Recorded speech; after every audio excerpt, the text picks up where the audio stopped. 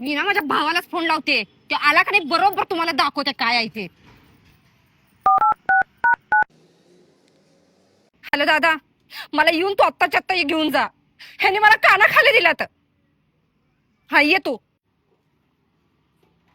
माझ्या लाडक्या बहिणीला मारला का ह्या दाजीना? मी असताना तू चल माझ्यासोबत. दाजी, तुम्ही माझ्या दीदीला कसं मारलाय? असं मारलोय. दीदी, तुला असंच मारलेत का दाजीना? होय. त्याला काय होते? आपली आई ह्याच्यापेक्षा जोरात मारती ती. हे किरकोळ मार आहे.